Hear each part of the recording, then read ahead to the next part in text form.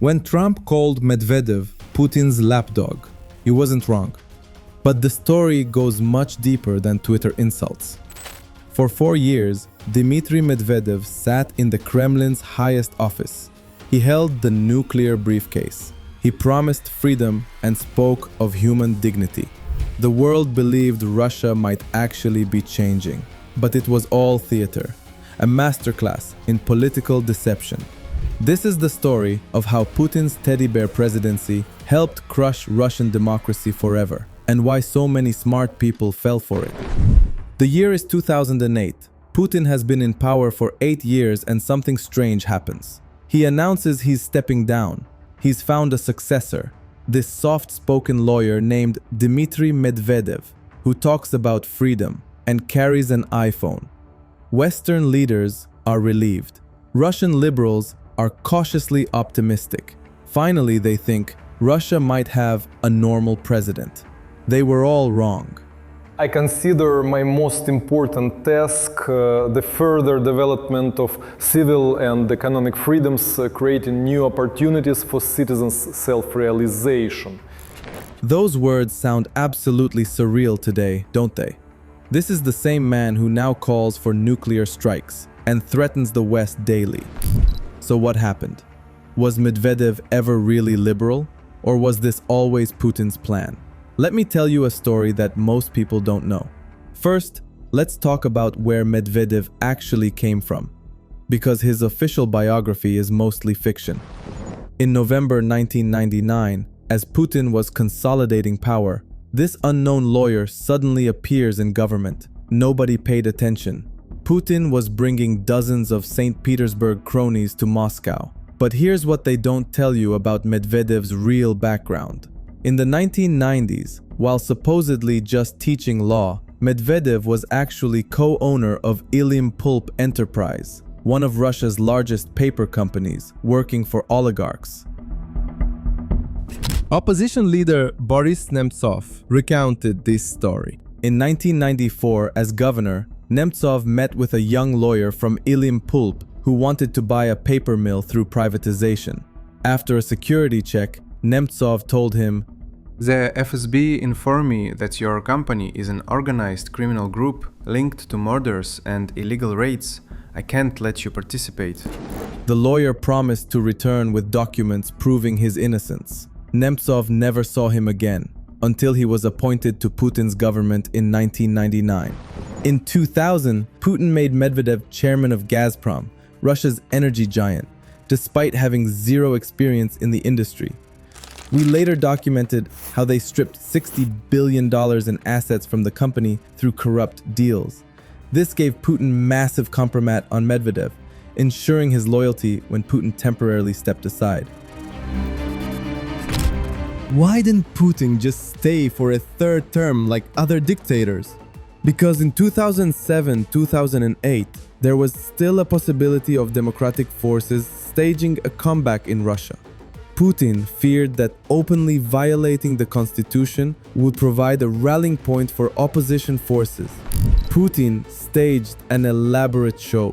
In 2005, he appointed 2 potential successors, the hardline security official Sergei Ivanov and the soft-spoken lawyer Medvedev.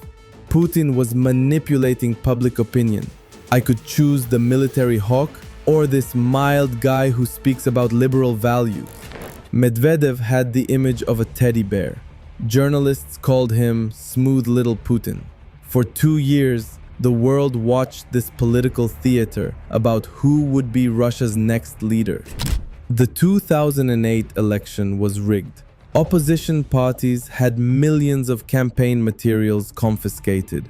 Real opposition candidates, former Prime Minister Kasyanov, chess champion Kasparov, Soviet dissident Bukovsky were all blocked from running. Besides Medvedev, only 3 others were allowed. The usual communist and nationalist candidates, plus a political technologist who had never been in politics and looked comical on TV.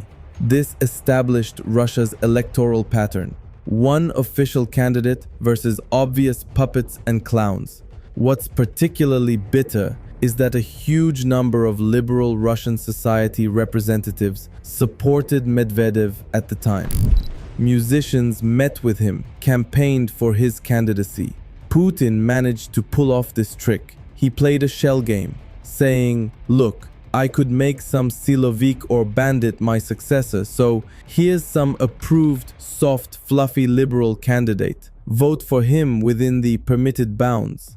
The myth of a Medvedev thaw is false. During his presidency, Russia witnessed mass arrests and murders of political opponents. Human rights defender Natalia Stemirova, journalist Anastasia Baburova, lawyer Stanislav Markelov. Medvedev created official political police and collaborated with Nazi groups involved in these murders. Freedom House data shows all democratic indicators worsened under Medvedev. At the core of our policy should lie a principle that I consider most important, the principle that freedom is better than non-freedom. Medvedev played his role skillfully. He talked about innovations, carried an iPhone, wrote articles titled "Russia Forward," appeared on independent TV channels. Western media obsessed over his iPhone as if it meant something profound. Many liberals believed this performance, thinking Russia finally had a reformist president. Imagine if Putin had stayed in power during the 2008 financial crisis. It would have been much harder to maintain legitimacy without this liberal facade.